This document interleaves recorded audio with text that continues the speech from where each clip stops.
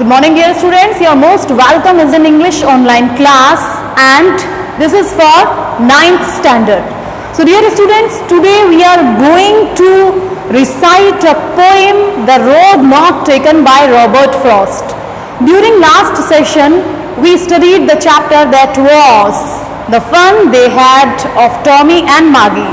And today we are going to recite different, that's a poem that's very interesting, is connected to our life. So dear student, just have a look on the board.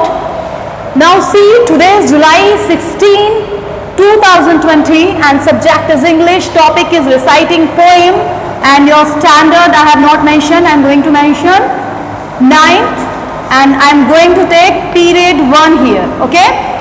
So the chapter is The Road Not Taken. This is your poem number 1 and chapter number 2 by Robert Frost, okay. And the theme of this poem is making choices. Making choices. And here I have written some difficult words so that you could see it, you could just write for your own benefit. And here I have written about the 2 para which I am going to explain it today, okay. So we will discuss, we will recite today right from 2 roads to about the same, those are 2 paragraphs. So dear students, if we take a look about the road not taken, what does it symbolize? The road not taken क्या symbolize करता है? I have to speak in Hindi so that all the students could get me properly. तो the road not taken क्या symbolize करता है? Actually the road not taken. Road has been described here. Road is the symbol of our life. Road क्या है? Road एक symbol है इस poem में जो हमारी लाइफ को रिप्रेजेंट करता है. और बात करें हम थीम की, that is making choices. We have so many choices in our life, we have so many alternatives in our life, but we have to choose only single that is beneficial to us और harmful to us. हम में से जितने भी लोग हैं उनको सभी को एक ना एक चॉइस लेनी होती है. और वो चॉइस क्या होती है कि हमारी लाइफ में बहुत सारे ऐसे टर्न आते हैं, ट्विस्ट आते हैं कि हमको चॉइस करनी होती है. अब या तो वो हमारी डेस्टिनी मीन्स भाग्य, या तो हमारे भाग्य को बदल देती है जो पॉजिटिव होता है, या फिर हमें नेगेटिव एस्पेक्ट को फेस करना पड़ता है. तो it means it shapes our future. ये हमारे भविष्य का निर्माण करती है, भविष्य को एक शेप प्रोवाइड करती है जब हम आगे चल करके अपनी जिंदगी जीते हैं. तो we start the poem reciting. I think all the students have purchased syllabus. जिसने सिलेबस अभी भी नहीं लिया है, please dear students kindly purchase the syllabus. अब आपके पास अगर बुक नहीं है तो आप अच्छे से स्टडी नहीं कर पाएंगे, क्योंकि जितने भी चैप्टर्स हैं उसमें आपको वर्ड बाय वर्ड फोकस करने की बहुत ज़्यादा ज़रूरत है. और आप जानते हैं कि कोविड के क्रूशियल पीरियड में हम चाहते हैं आपकी क्लास किसी भी तरीके से मिस ना हो. आप पढ़ें, घर पर बैठकर सेफ पढ़ें, आपके स्वास्थ्य का सबसे ज्यादा ध्यान रखते हैं हम.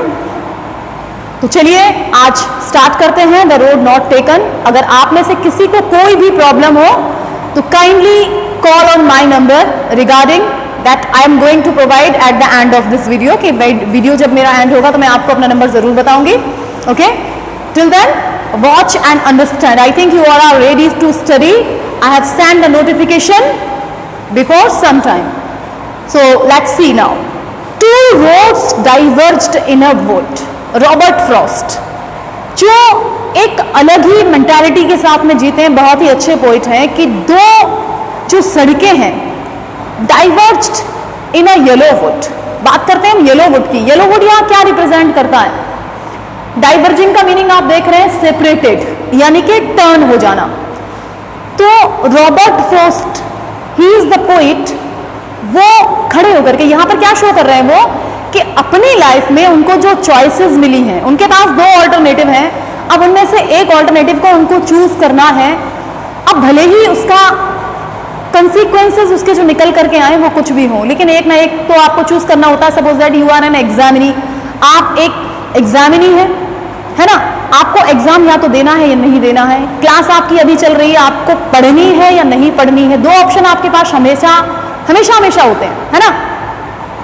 तो रॉबर्ट फ्रॉस्ट ने इस पोएम के जरिए आपको समझाने की कोशिश की है कि लाइफ के जितने भी हमारी चॉइसेस होती हैं वो हमारे लिए कितना इंपॉर्टेंट होती हैं, जिससे हमारे फ्यूचर को शेपिंग मिलती है और हम अपनी डेस्टिनी को पूरी तरह से मेकअप कर पाते हैं। ओके, तो अब यहां उन्होंने बताया कि दो जो सड़कें हैं डाइवर्ज इन येलो वुड, एक जंगल में मुड़ती हैं। अब yellow wood means there are so many leaves, वहां पर बहुत सारी पत्तियां पड़ी हुई थी, है ना। तो अब and sorry I couldn't travel both. अब रॉबर्ट फ्रॉस्ट यहां पर एक कंफ्यूजन में है कि वे दोनों में से किसी पर भी ट्रैवल नहीं कर सके। It means he was in a big confusion, he had a confusion to choose कि मुझे इस रोड पे जाना चाहिए या उस रोड पे जाना चाहिए। Similarly in the life we have two options, two alternatives, and look down and one as far as I could. अब वो खड़े होकर के देखते रहे as far as I could की जितनी दूरी तक वो देख सकते थे। अब उन्होंने लगातार देखा खड़े होकर के। It means you have two choices and you are thinking about that, कि आप उनके बारे में सोच रहे हैं कि आप कौन से ऑप्शन को चूज करें, इसको या उसको। To where it went in the undergrowth. अब ये जो रोड थी वो कहां जाती थी? Undergrowth, dense growth of plants, means वहां पर बहुत सारा घनत्व था, बहुत सारे घने जंगल थे, उसकी तरफ जाती थी। अब उन्होंने ये देख लिया जो येलो वुड है वो कहां तक जाती है और कैसी है। देखने के बाद he was considering about that, he was thinking about that, then took the other just as fair. अब येलो वाले वुड को उन्होंने देखा, two roads diverged in a yellow wood, एक देख ली रोड जो थी। अब सेकंड रोड के बारे में यहां उन्होंने बात की, जस्ट एज फेयर, बहुत ही ज्यादा neat and clean, and having perhaps the better claim. Better claim यहां पर किसके लिए आया? Better option. सेकंड वाली जो रोड है उनको बहुत ज्यादा बेटर ऑप्शन लगी, बहुत ही अच्छा ऑप्शन था। आखिर क्यों था? क्योंकि फर्स्ट रोड जो उन्होंने शो की है यहां पर, that was the timing of old people, it was the timing of old people के जो पुराने लोग थे उनके टाइमिंग का यहां पर शो किया हुआ है कि वो वहां गए हैं, बहुत सारे लोग हैं, उनके द्वारा यूज की गई है। मतलब जैसे डिसीजंस जो लाइफ में हम लोग लेते हैं कि ओल्ड पीपल किस तरीके से लेते हैं और आजकल की जो न्यू जनरेशन है वो किस तरीके से लेती है, उनकी thinking power, decision making power ज्यादा बेटर होती है। And having perhaps the better claim because it was grassy and wanted wear. अब उन्होंने जब सेकंड रोड देखी तो उनको वो कैसी लगी? ग्रासी, अनयूज्ड, मतलब यहां पर कोई गया ही नहीं। It means what? It also had a challenge for him, कि जो काम किसी ने नहीं किया वो हमको करना चाहिए, वी शुड टेक दैट। तो उन्होंने ग्रासी रोड को देखा जो अनयूज्ड थी, वहां पर कोई गया ही नहीं था, वांटेड बियर। अब उनके दिमाग में क्या बात आती है? Though as for that the passing there, कि जो लोग थे वो वहां से होकर के निकल जाते थे, they never paid attention towards that, because it's just like कह सकते हैं कि शीप फॉर्मेट जो होता है कि भाई एक भेड़ गड्ढे में गिरती है तो दूसरी गिर जाती है, it's like some Hindi proverb. तो ठीक उसी तरीके से रॉबर्ट फ्रॉस्ट ने एक डिफाइन किया है, यहाँ पर एग्जीक्यूट किया है, रिप्रेजेंट किया है रोड के माध्यम से कि हर एक इंसान एक जैसा डिसीजन लेता जाता है, लेकिन Robert Frost is a different person who is going to take another decision, he is going to take some different, had worn them really about the same. अब उन्होंने क्या किया?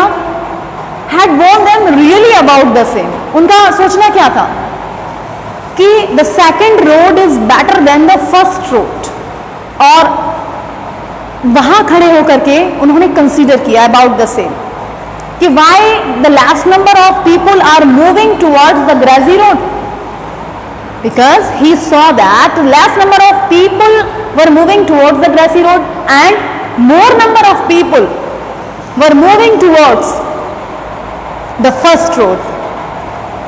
So in such a way Robert Frost is going to take decision, but before taking a decision he is just thinking about that. Similarly we think about our future we think about our destiny, we think about our decision which shape our future, which make our destiny, which are completely depend over our lifestyle. Okay, dear students, so today we have, in this part, we have recited, we have explained, we have learned about 2 paragraphs. Remaining 2 paragraphs we are going to study tomorrow. Okay, get ready for tomorrow. If you have any query regarding this poem, you please write in the comment box कि आपको क्या problem है. अगर आपको लगता है कि total Hindi में बताना है तो आप कमेंट करके मुझे बता सकते हैं. और जितने भी स्टूडेंट्स हैं उन्होंने अगर इसको सब्सक्राइब नहीं किया है तो वो ज़रूर कर लें, क्योंकि आगे आने वाले जो आपको लिंक है इससे मिल जाएंगे और आपके लिए बेनिफिशियल होगा. और सिलेबस प्लीज़ आप ज़रूर परचेज करें. और जो आपकी प्रॉब्लम है आप मेरे व्हाट्सएप नंबर 8171854198 अपनी क्वेरीज आप मुझे यहाँ पर सेंड कर सकते हैं. Till then take care, bye bye, have a nice day, and please as a homework recite the poem and understand it better. Thank you.